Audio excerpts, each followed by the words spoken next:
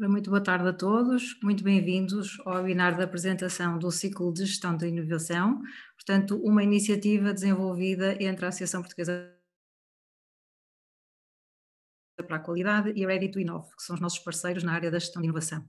Portanto, como oradores deste webinar, teremos, como muito gosto, a presença da engenheira, da doutora Isabel Caetano, uma especialista nesta matéria, e também do engenheiro Tiago Ferrão, que nos vão acompanhar durante este webinar para apresentar, portanto, os tópicos que foram divulgados.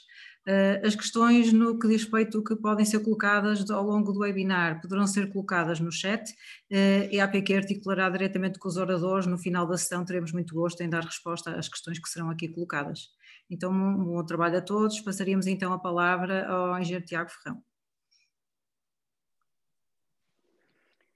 Ora, boa tarde. Bem-vindos então a este webinar. Vamos dar início. Aqui em Lisboa, pelo menos, está uma tarde de chuva.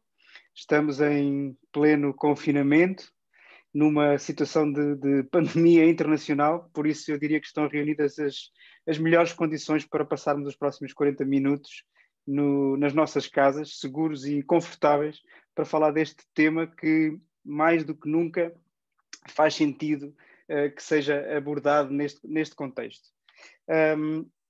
Começamos então por nos apresentar de forma mais formal. Obrigado à Sandra, primeiro que tudo, também pela organização deste webinar, que os conteúdos vão ser da nossa responsabilidade, da Ready to Innovate.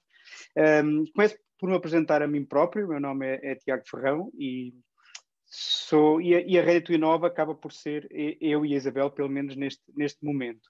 Nós conhecemos-nos no ISCTE, quando eu fiz o meu curso de meu mestrado executivo em gestão de inovação, que depois deu origem a uma tese em plataformas digitais, e inovação, empreendedorismo e inovação, que foi coordenado exatamente pela doutora Isabel Caetano, e a partir daí nós começámos a falar cada vez mais sobre este tema, até que chegou uma altura em que Isabel se cansou de maturar e resolveu convidar-me para um projeto dentro desta área. Hoje em dia nós fazemos alguns trabalhos em conjunto, nomeadamente avaliações de candidaturas para a Comissão Europeia e avaliações de auditores para o IPAC. É um prazer trabalhar nesta equipa, não só porque a Isabel obviamente é alguém que passou grande parte da sua vida a trazer inovação para as empresas portuguesas e por isso é muito gratificante para mim estar nesta equipa, mas também porque é uma equipa em que nós nos complementamos porque temos perfis bastante diferentes, e isso eu acho que traz bastante valor ao nosso trabalho.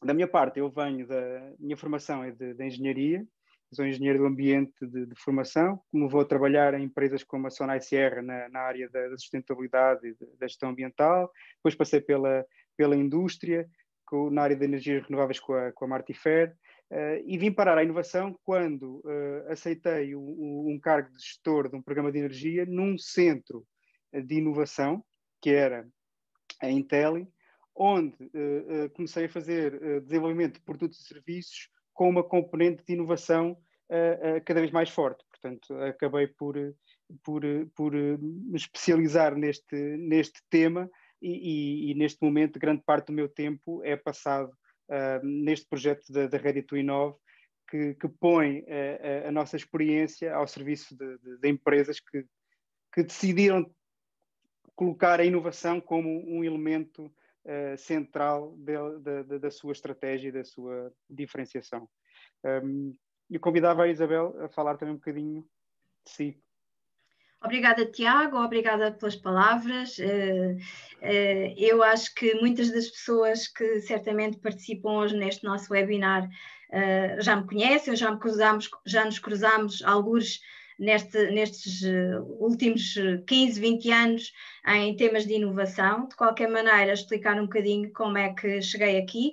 Portanto, sou formada e licenciada em mestre em Relações Internacionais, com especialização na área da ciência e tecnologia, porque isto das relações internacionais é um mundo. e comecei a trabalhar em Bruxelas, na Comissão Europeia, onde trabalhei na área dos fundos estruturais e em projetos de desenvolvimento regional. Depois comecei em Portugal a trabalhar sobretudo na área da investigação e desenvolvimento e inovação, sempre no apoio, quer na ótica de instituições de ID, como foi o caso do INESC, depois na Agência Nacional de Inovação, depois na Cotec Portugal, e mais recentemente estive a participar no lançamento também de uma nova agência para a saúde, fazendo parte da sua comissão instaladora, não sei antes ter estado algum tempo como administradora da Agência Nacional de Inovação. Portanto, sou formadora, também docente convidada no ISCTE, na área de formação de executivos, avaliadora do IPAC, como o Tiago referiu, onde nos cruzamos em múltiplos temas, e da Comissão Europeia para o European Innovation Council, sobretudo para os projetos que eram anteriormente submetidos ao SME Instrument of Fast Track to Innovation. Mais recentemente também avaliadora do InnoWide, que é uma iniciativa em parceria com a iniciativa Eureka. E pronto, e acabei por lançar esta plataforma com o Tiago, com muito gosto, procurando também, através dela, chegarmos mais perto das empresas e de outras instituições que procuram trilhar este caminho, que é o caminho do reforço das suas competências e capacidades em matéria de inovação. Portanto, aquilo que nós temos pensado para hoje, o Tiago irá já de seguida brevemente explicar, mas é percorrer convosco algumas das ideias-chave que temos sobre este tema e depois apresentar-vos as propostas que, em conjunto com a APQ, a quem desde já e muito agradecemos, iremos disponibilizar para as empresas associadas e outras que porventura queiram participar. Obrigada, Tiago. Ainda tem tempo para presidir a CT, não sei se disse, mas deixamos aqui esta apresentação, esta sessão vai tem aqui uma possibilidade de fazer fact-check. Aqui na imagem podem ver um QR Code ao lado da nossa foto, que vos dá acesso, neste caso, aos conteúdos de que vamos estar a falar em cada slide. Neste caso, eu penso que vos vai levar para a nossa página da Ready to Inove, onde tem mais detalhado o nosso percurso e as nossas competências. Não vou dizer qual vai ser o alinhamento, vou deixar isso como surpresa, mas posso começar com com uma questão que tem a ver com de como é que as empresas portuguesas, foi uma pergunta que eu achei que era interessante para antes de começarmos a falar sobre inovação, de como é que as empresas portuguesas veem esta questão da inovação. Qual é que é o papel que a inovação representa nas nossas organizações? E, obviamente, de forma bastante ligeira, o que eu fiz foi, e desafio-os a fazer algo semelhante, foi pensar em algumas organizações que eu conheço ou que me lembrei e procurar no site quanto tempo é que eu demorava a encontrar a referência às questões da inovação. E posso-vos dizer que foi bastante menos do que eu estava à espera. A maior parte delas, na primeira página, refere a inovação como algo ou da sua abordagem ou da sua estratégia, e de facto é incrível a percentagem de empresas portuguesas que põem a inovação no seu core. Por exemplo, esta da Sonai começa por dizer que tem uma cultura com uma elevada capacidade para inovar. A Fidelidade diz que a sua estratégia incide no desenvolvimento de produtos inovadores. A Jerónimo Martins refere que tem trabalho rigoroso e baseado na inovação, e por aí fora. A Vodafone, a Mendes Gonçalves, que é aquela marca dos molhos do Paladino, mas fica muito óbvio, passado algumas tentativas e desafios a fazer isto, que a inovação é de facto uma aposta, uma referência, ou é considerada fundamental pela grande maioria das empresas portuguesas de referência e que têm alguma robustez na nossa economia. E eu aqui a este ponto, e como nós lidamos com a inovação todos os dias, desafiava a clarificarmos bem o que é afinal a inovação. E aqui eu pedia a ajuda da Isabel para nos dar aqui umas respostas mais concretas, para nos ajudar a entender este conceito que às vezes é um pouco adulterado, digamos assim. Bom, eu costumo dizer que, e socorro-me também de uma experiência de vida que foi fazer um vox populi na rua, a perguntar às pessoas que passavam o que é que achavam que era a inovação. E a conclusão que tirei foi que as explicações são inúmeras, depende muito das experiências de vida, depende muito das expectativas e também da realidade em que se inserem. Portanto, a inovação é um conceito que ganhou muita popularidade, mas e acabámos de ver isso até nos exemplos que o Tiago mostrou, de muitas empresas, de várias empresas, surge nos discursos, é raro a palavra inovação não estar no discurso de um CEO, de um político, de um presidente de uma instituição.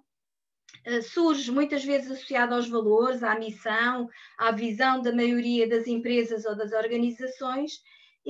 É um conceito muito abrangente, multidisciplinar e relaciona-se com diversas tipologias de organizações. Por isso nós falamos, por exemplo, na inovação nas empresas, mas podemos também falar na inovação na administração pública, mas podemos também falar na inovação enquanto realidade que expressa os indicadores de um país, de uma região, de um setor, e a inovação também se associa ao setor público, ao setor privado, ao setor social. Portanto, há aqui uma panóplia enorme no fundo, de interpretações associadas ao próprio conceito de inovação. Mas é importante estabilizarmos algumas ideias. E as ideias que eu queria estabilizar são várias. Uma delas é que, de facto, há quem utilize este conceito associando sobretudo às características ou atributos pessoais dos inovadores, dos empreendedores, por isso muitas vezes falamos no DNA dos inovadores. Há quem utilize este conceito associando-o a processos de gestão, e iremos falar deles hoje, indispensáveis ao desenvolvimento das capacidades das organizações, como a capacidade de inovação, a capacidade de absorção de conhecimento, a capacidade de networking ou a capacidade de nos ligarmos aos outros atores do sistema. E há também quem define a inovação sobretudo como um outcome, como um resultado. E era aqui o meu ponto. O meu ponto era propor-vos adotarmos uma visão holística sobre inovação, mas sem perder de vista que, por exemplo, a OCDE, no seu manual de Oslo, associa a inovação ao resultado, aos efeitos que as diversas atividades que as organizações desenvolvem produzem em termos de resultado. Portanto, distingue a inovação enquanto resultado de outras atividades que existem nas organizações, mas que mas que contribuem para esse resultado. Portanto, são indispensáveis para a produção desse resultado. Por isso, também a OCDE refere que a inovação corresponde, no fundo, a um processo ou um produto que é novo, que pode ser também significativamente melhorado, mas que tem que diferir de outros produtos existentes na empresa ou no mercado. Por outro lado, e a ISO 56002, que é uma norma muito recente, publicada pela ISO, uma norma de orientações sobre a qual também iremos falar um bocadinho, mas muito brevemente, porque é um dos temas da nossa formação, o Tiago depois falará sobre isso, mas a ISO propõe esta definição que nós partilhamos aqui, a inovação como uma entidade nova ou uma entidade alterada que realiza ou distribui valor. E essa entidade, reparem, tem múltiplas possibilidades e vai além do conceito que o próprio manual de Oslo, que eu acabei de vos referir, define, ou seja, vai além da inovação de processo e de produto. A ISO, no seu conceito de inovação, propõe que se considerem, por exemplo, inovações nos modelos de negócio, inovações nos métodos organizativos e noutros tipos noutras possibilidades que a própria atividade pode gerar. Então, o que é que contribui para distinguir a inovação de outras atividades que por vezes confundem as pessoas que estão nas organizações e que nos confundem porque baralham um pouco esta ideia sobre o que é e o que não é inovação.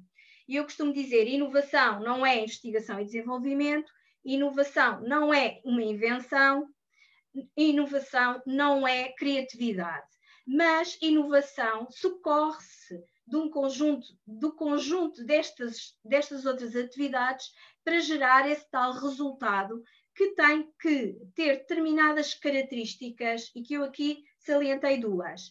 Por um lado, ter um grau de novidade, isto é, espera-se que uma inovação tenha um grau de novidade significativo, e por outro lado, e que pode ser novo para a empresa, pode ser novo para o mercado, pode ser novo para o mundo, pode ser novo para o setor, enfim, depois temos que ver que tipo de inovação estamos a falar, mas a ISO 56002 também vem dizer uma outra coisa, é que para nós estarmos perante uma inovação, para além dela ter que ter um grau de novidade associado, ela também tem que estar implementada ou operacionalizada ou materializada, isto é, tem que existir no mercado, na sociedade ou na organização e tem que se conseguir de alguma forma tangibilizar para gerar valor, valor que pode ser um valor financeiro ou não financeiro, expresso, por exemplo, em retorno do ponto de vista económico ou financeiro e até muitas vezes refletido na contabilidade das empresas, se pensarmos em novos produtos no portfólio de produtos da organização, mas pode ser também um valor mais intangível, como a reputação, ou uma vantagem estratégica, ou outros ativos intangíveis. E, portanto, eu penso que estabilizando o que é para nós a inovação, nós podemos talvez, a partir daqui, perceber melhor como é que este conceito abrangente e multidisciplinar exige, por isso mesmo, uma abordagem mais holística e uma abordagem mais sistémica. Por isso, é muito importante termos em conta que a inovação vai necessitar de condições e de recursos para poder, de alguma forma, ser desenvolvida e ser alimentada nas nossas organizações. Deixem-me só tentar passar o slide. Ok? Então, eu decidi trazer para esta nossa apresentação aquilo que neste momento está em cima da mesa em Portugal e na Europa, em termos de recursos que podem ser acionados para conseguir desenvolver de forma mais sistemática atividades e projetos de inovação.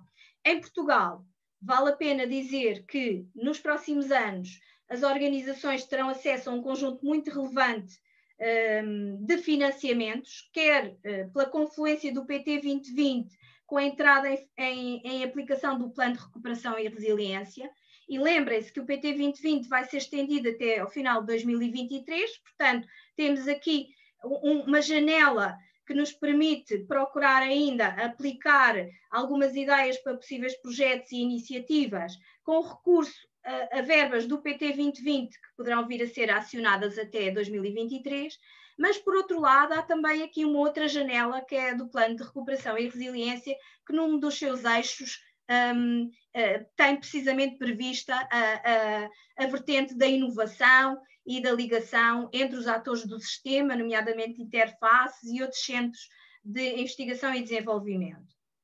Portanto, há aqui um reconhecimento em termos de instrumentos do papel da inovação para a competitividade das empresas e para a sobrevivência e diferenciação das empresas em termos nacionais e em termos internacionais.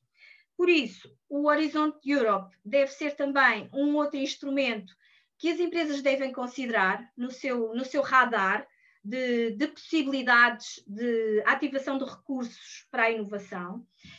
Estamos a falar de um instrumento comunitário, portanto, possivelmente alguns de vós não estarão ainda tão habituados a participar, mas eu chamava a atenção para as oportunidades que nele existem. Estamos a referir mais de 95,5 mil milhões de euros até ao final de 2027 e que estão distribuídos por uma série de eixos estratégicos que depois poderão aprofundar, visto que não é o tema da nossa apresentação. Não queria, no entanto, deixar de vos dar estas pistas e alertar também para as sessões de informação que vão sendo feitas por outros organismos do sistema público, como seja a própria ANI, que até ao final desta semana está a realizar várias sessões de apoio às empresas. E, perante isto, Tiago, porquê é que temos que dar tanta importância à inovação? Isabel, eu aqui vou arriscar a trazer aqui uma metáfora um bocadinho puxada, um bocadinho exagerada, mas que eu acho que pode ajudar a responder essa pergunta, que é, sendo como bom engenheiro do ambiente que sou, considero que não há melhor inovador que a mãe natureza. E a evolução que a nossa espécie foi sofrendo não é mais do que uma adaptação ao meio ambiente que, através do processo de seleção natural, as mutações que são as novidades que a Isabel foi falando, a mãe natureza foi experimentando e as que funcionavam, as que traziam valor, neste caso para a nossa espécie, foram mantidas e devagarinho, ao longo de 40 milhões de anos, não é? Acho eu, 40 milhões de anos, a nossa espécie foi dominando o ambiente e ficando cada vez mais competitiva. Se nós transportarmos esta metáfora, um bocadinho puxada, mas acho que dá jeito a entender, nas organizações passa-se uma coisa parecida. As empresas mais robustas, que andam cá há mais tempo e que são uma maior referência, se nós começarmos a olhar para o passado e para aquilo que elas foram no passado, vamos encontrar um processo evolutivo, um processo de adaptação, de resposta a um ambiente que está sempre a mudar e que muda cada vez mais rápido. Vamos encontrar um mesmo processo em que se vão experimentando novidades, vão experimentando as tais mutações, né, da nossa espécie e se vão selecionando aquelas que trazem mais valor.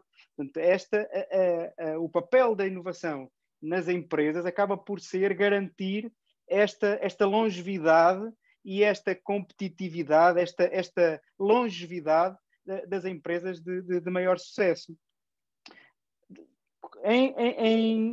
O caso contrário são as empresas os exemplos das empresas que perante uma mudança do ambiente não mudaram, não tiveram a capacidade de responder a estas alterações, e temos aqui dois exemplos que são muito referidos. A Kodak, que quem tem a minha idade ainda se lembra de ir à loja comprar estes rolos e colocar na máquina fotográfica, que era tecnologicamente era uma coisa bastante sofisticada para a altura e que hoje em dia a Kodak já não existe, por isto, ou a Blockbuster, que eu também me lembro de ir procurar os filmes nas lojas de alugueres e que hoje já não fazem sentido. Estas empresas são empresas que não responderam ao ambiente externo, por isso estagnaram e hoje em dia morreram. Portanto, são exemplos de onde não existiu inovação.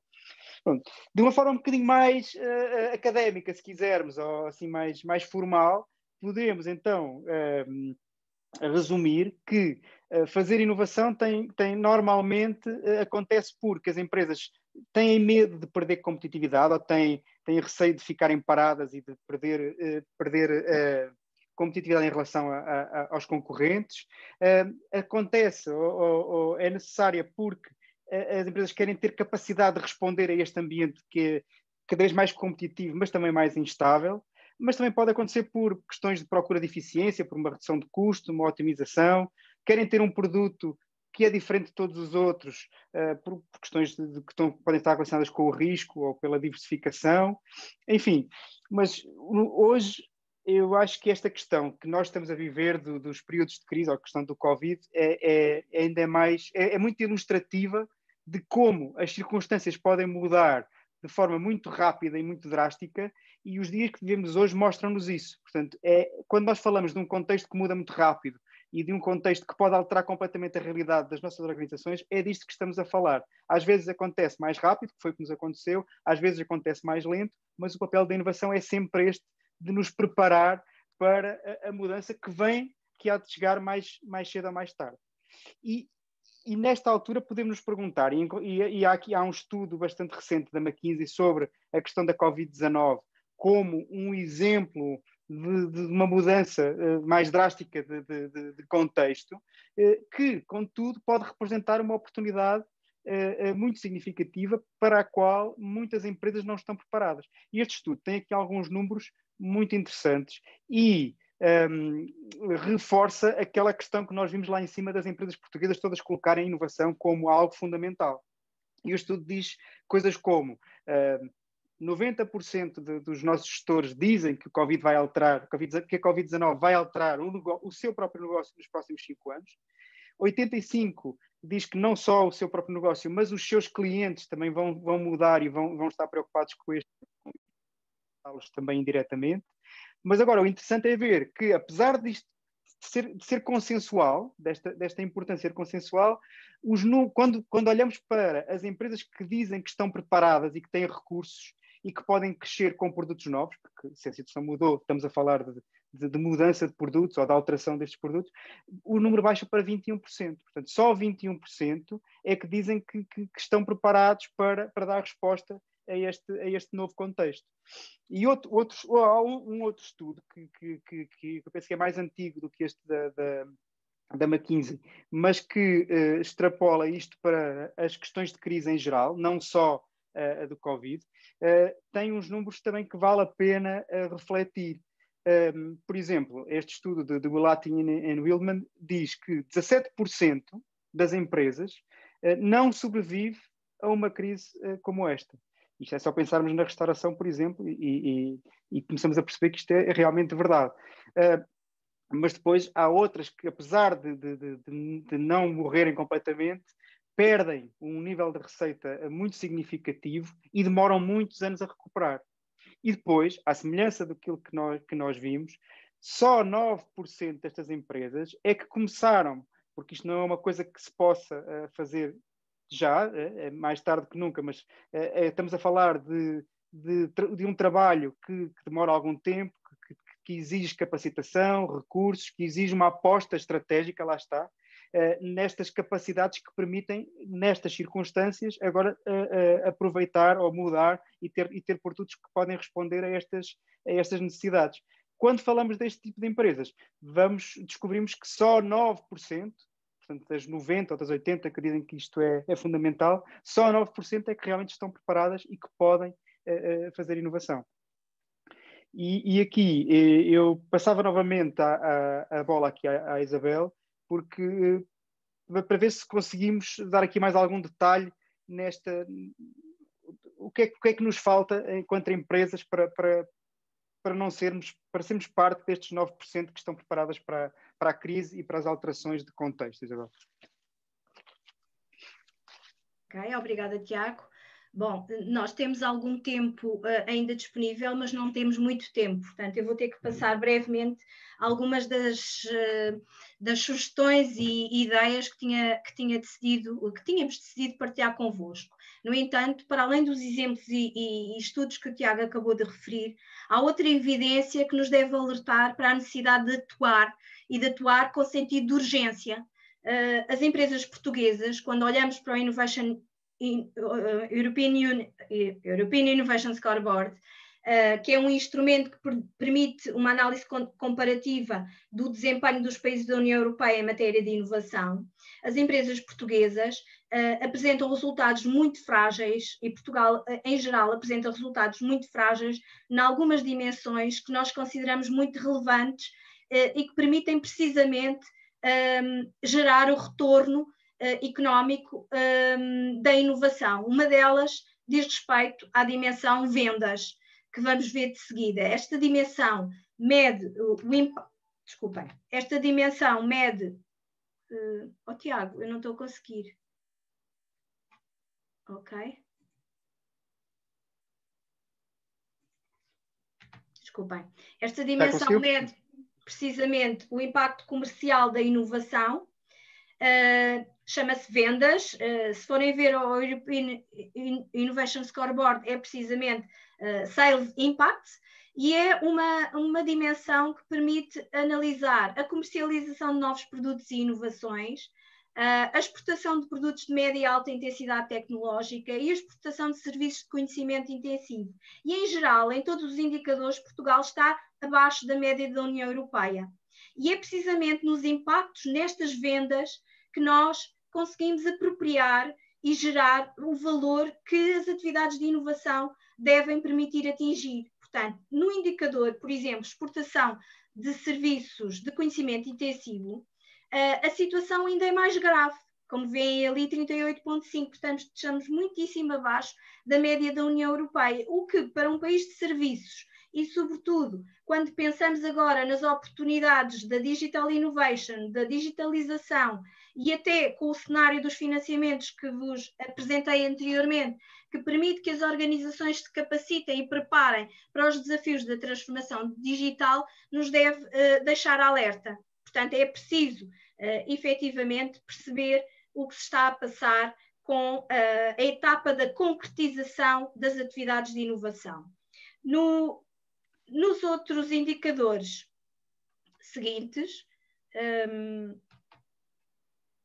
nós também podemos ver que em matéria de investimento em inovação continuamos abaixo da média, sobretudo se pensarmos e referimos a despesa privada de investigação e desenvolvimento, isto é nas empresas que mais se sente e mais se nota o déficit de investimento nas atividades de investigação e desenvolvimento.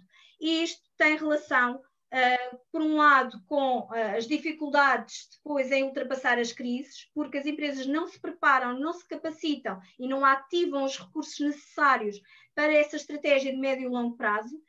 E, por outro lado, como nós todos sabemos, sem recursos não há inovação. É preciso que as empresas consigam identificar no seu portfólio de investimentos como é que dirigem alguns investimentos para a área de investigação e desenvolvimento e inovação em geral. Um outro indicador diz respeito às ligações, e nós trouxemos propositadamente os indicadores em que Portugal tem um desempenho abaixo da média e em que as fragilidades são particularmente críticas nas nossas empresas e nas nossas organizações. E certamente muitos de vós reconhecem que não estão a conseguir ainda ter a intensidade e a regularidade necessária nas ligações que estabelecem com os outros atores do Sistema Nacional de Inovação ou até de outros sistemas de inovação, que poderá levar a um maior distanciamento dos avanços de conhecimento, por exemplo, e dos progressos científicos e tecnológicos que estão necessários, lá está, ao grau de novidade e à disrupção que alguns tipos de inovação exigem. Por fim, ainda falando de um dos indicadores em que Portugal apresenta um desempenho mais frágil, como se traduz a criatividade? Entre múltiplos outros efeitos, a criatividade também se traduz na capacidade de desenvolvimento de novos produtos, que se expressa, por exemplo, e é um dos indicadores utilizados para traduzir, é precisamente os pedidos de patentes, em que Portugal está muitíssimo abaixo da média, mas depois expressa-se também noutros indicadores em que aí estamos bastante melhor, como por exemplo o registro de marcas, e que, como nós sabemos, captam sobretudo inovações não tecnológicas e inovações de serviços, o que também espelha um pouco da nossa realidade económica nacional. Mas ficam aqui os alertas, portanto, os alertas são mais foco nos resultados, com impactos que são necessários obter nas vendas e nos lucros, mais foco no investimento em investigação e desenvolvimento, fundamental para o portfólio de projetos e atividades que se repercute a médio e longo prazo, mais foco nas ligações com os outros atores do Sistema Nacional de Inovação, nas parcerias e na colaboração, reforçar a colaboração e, sobretudo, pensar nos meios, nos mecanismos de apropriar a propriedade intelectual destas atividades de inovação. Então, por onde é que podemos começar? Nós, como acabámos de referir a propósito de alguns destes estudos, poucas são as empresas que conseguem sair das crises aproveitando bem as oportunidades. O Tiago há pouco referiu 9% de empresas em que sabemos que existiram estímulos, em que sabemos que existiram capacidades que são indispensáveis à obtenção dos resultados de inovação nas empresas. E isto não se faz num só momento. É preciso criar um caminho que pode não ser o mesmo para todas as organizações e pode não ser trilhado da mesma maneira e ao mesmo tempo e da mesma forma, de facto, por todas as organizações.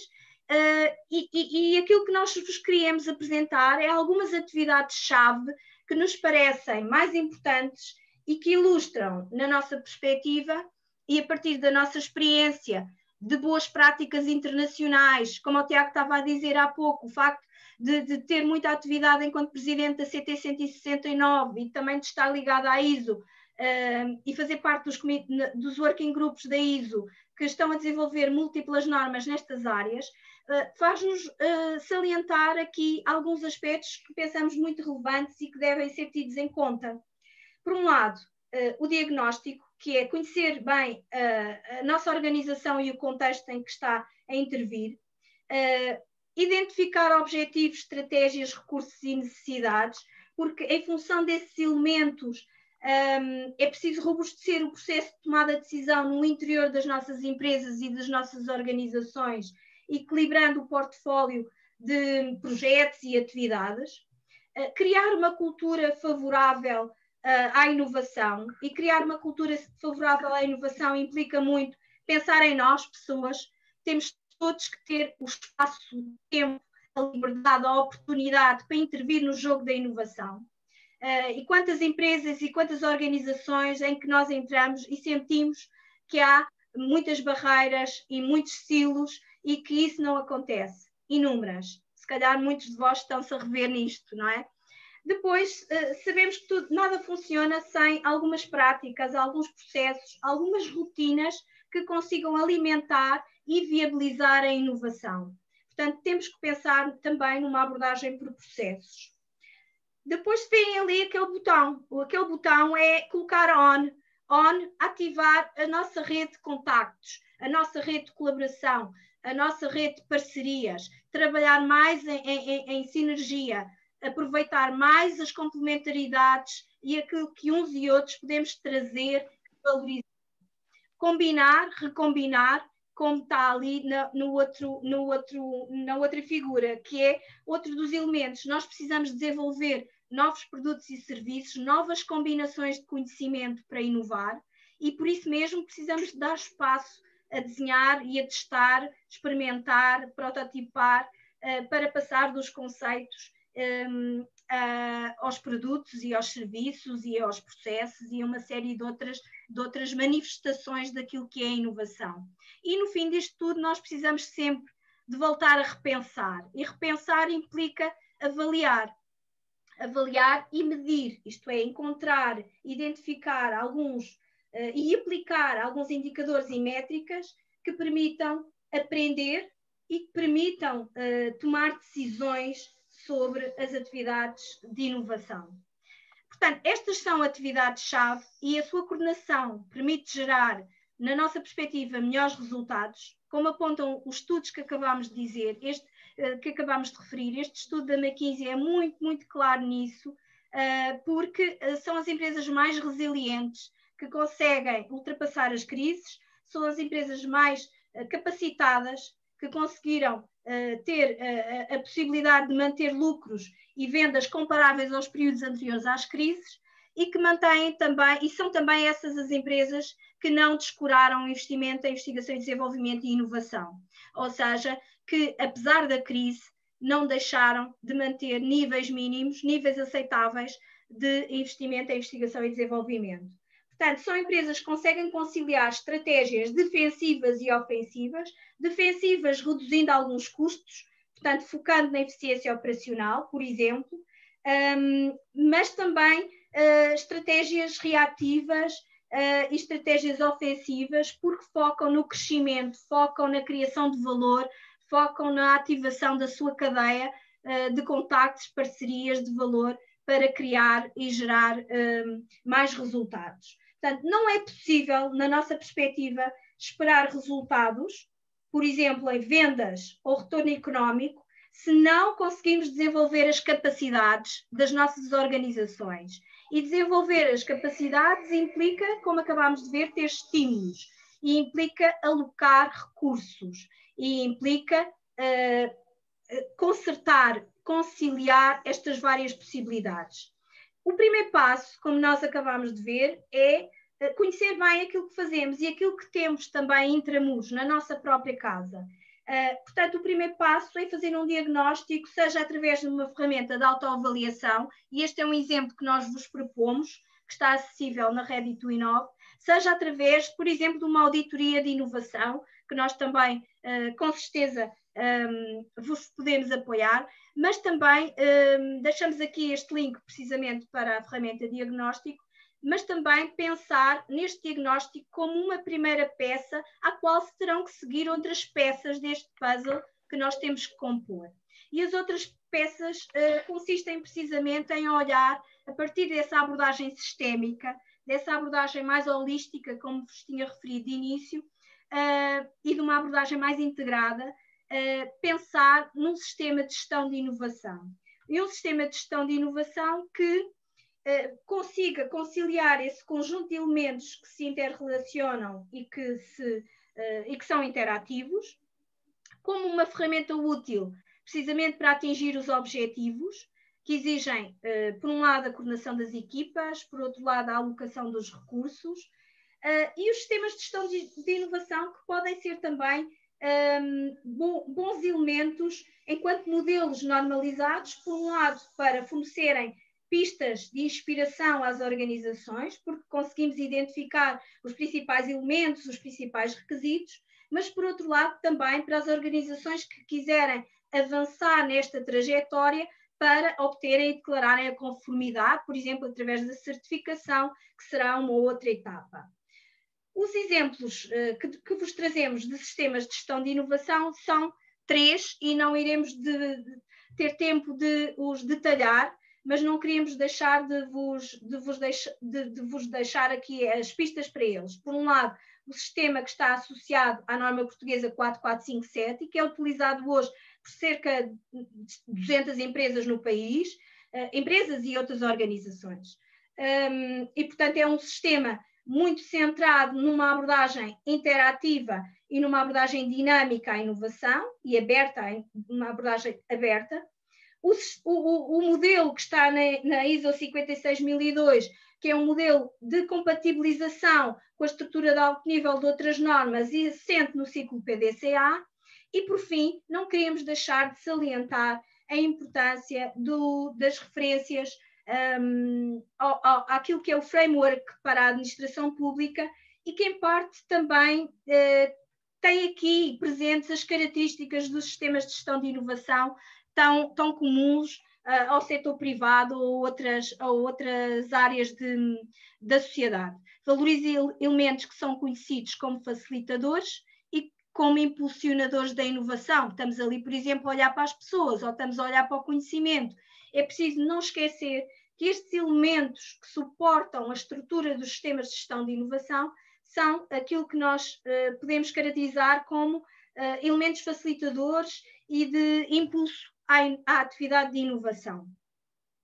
Então, estes sistemas são importantes porque, por um lado, permitem identificar aquilo que são os elementos do trajeto para a atividade de inovação e, por outro lado, permitem também cortar com aquilo que é a nossa comumente prática nas organizações, que é, eu e o Tiago certamente também partilha desta experiência, entramos muitas vezes em algumas empresas, em algumas organizações, e se é fácil identificar a estratégia de negócio, a estratégia e os objetivos, nem sempre existe uma estratégia de inovação, objetivos para a inovação, nem sempre existe uma avaliação do desempenho da organização em termos de inovação e muitas vezes estamos perante empresas que são reativas ou que estão até à deriva. Portanto, é preciso utilizar os sistemas de gestão de inovação como ferramentas úteis e que podem ser apropriadas pelas empresas ou outras organizações para desenharem e para comporem aquilo que é o seu próprio sistema, apropriando-se de algumas destas boas práticas nacionais e internacionais. Passava talvez ao Tiago. Sim, Isabela, obrigado. Agora, pronto, realmente tentámos correr uma quantidade se calhar muito extensiva de assuntos, porque é um tema com muitas camadas, mas eu acho que conseguimos, num curto espaço de tempo, conseguimos corrê-las todas. E para terminar, vamos falar da nossa proposta, exatamente para estas questões que a Isabel agora referiu, no sentido de colmatar ou de trabalhar estes déficits, estas questões que da nossa análise se mostram mais necessárias para as empresas portuguesas. Nós temos, com a APQ, desenvolvemos 3 cursos. Um deles já fizemos várias edições, portanto, temos 3 cursos. Um de introdução a este tema do sistema de gestão de inovação, onde nós vemos os conceitos, fazemos alguns exercícios, falamos das normas, falamos de processos-chave, um bocadinho algo leve, mas tentamos correr toda a panóplia de assuntos que estão relacionados com as questões da gestão de inovação. Este ano vamos sugerir mais dois cursos de aprofundamento, que tem a ver com exatamente para dar resposta a esta questão da falta de concretização de valor. Portanto, vamos oferecer um curso mais relacionado com indicadores e com questões de avaliação e medição dos componentes que fazem ou que são necessários para que aconteça a inovação. E um terceiro, mais relacionado com processos e procedimentos para aquelas pessoas que sentem necessidade de trabalhar as questões de conformidade com estes sistemas já existentes. Mas que obviamente podem ser aplicados também a organizações que não pretendem obter conformidade e que, contudo, acham que podem ser processos úteis para conseguir inovação. Eu ia abrir um exemplo, mas como temos menos tempo, deixo depois a Sandra se entender, podemos fazer isso. Avançava para um resumo daquilo que falámos hoje.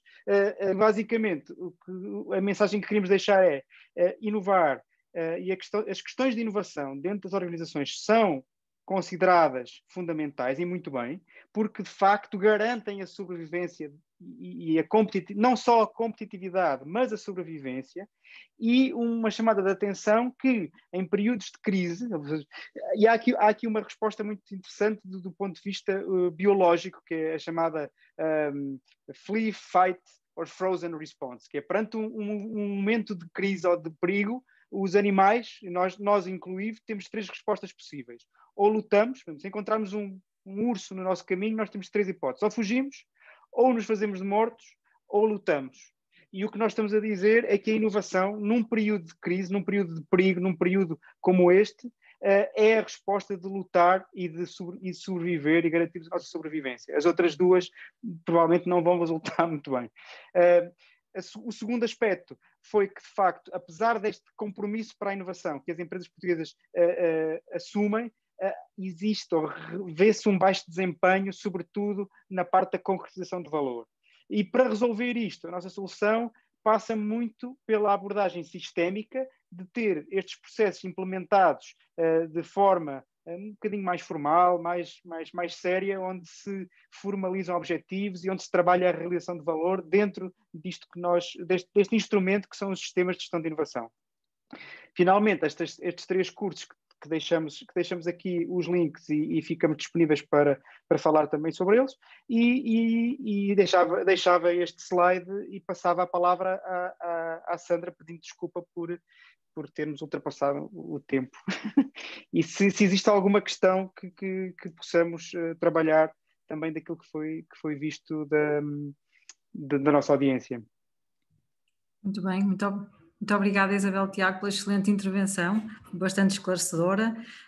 Temos aqui apenas uma observação, portanto, da parte da Cristina Rocha, agradecer a apresentação com os alertas e caminhos para o sucesso das empresas através da inovação, e temos uma questão por parte da participante Maria José Pimentel, a perguntar se a APQ e a Ready to Inove pensaram em fazer, ou se já fizeram, algo do género, mas direcionado para a administração pública. Eu penso que estes produtos são transversais, mas a Isabel e o Tiago penso que melhor que eu poderão responder.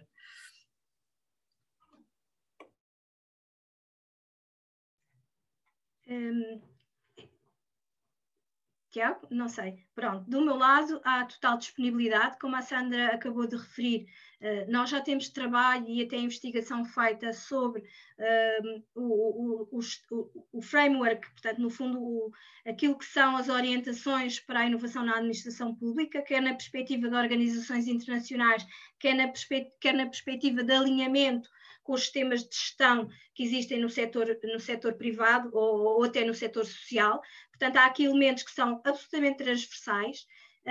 E a formação permite dar resposta também a essas preocupações e a essas necessidades.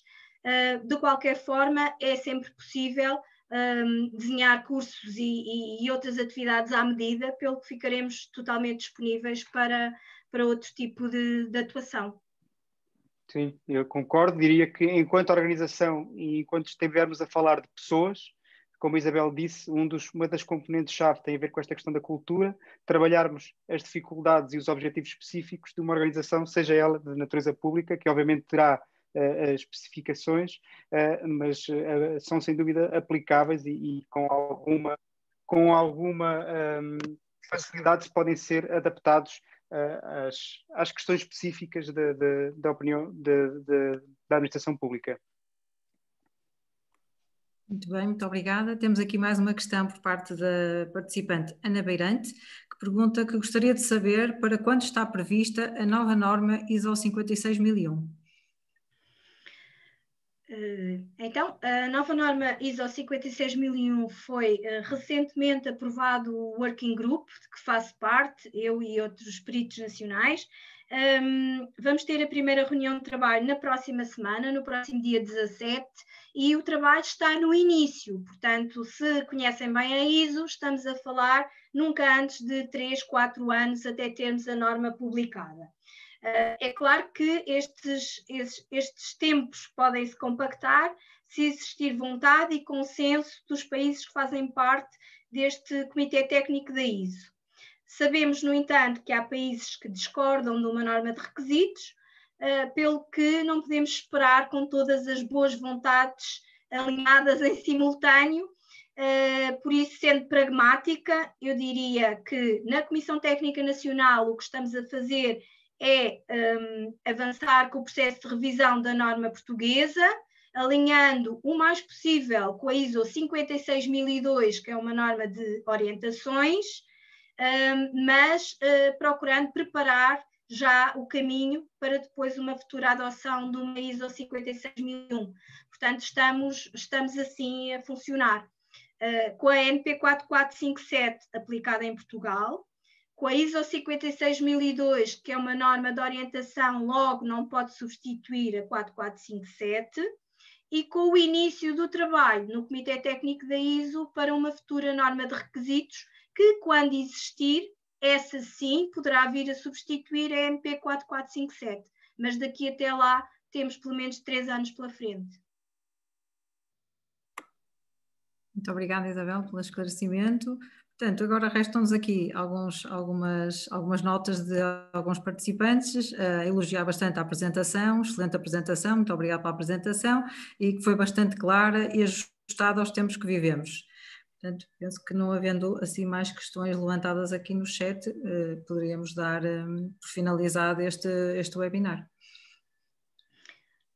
Resta-me também agradecer, dizer que do meu lado e certamente do Tiago, em nome da Ready to Inove, e resta-me agradecer também em nosso nome à APQ e a todos os participantes, e dizer-vos que estaremos disponíveis para qualquer troca de informações e de experiência, e ficamos totalmente abertos a novas possibilidades para desenvolver o nosso trabalho de apoio à inovação em Portugal.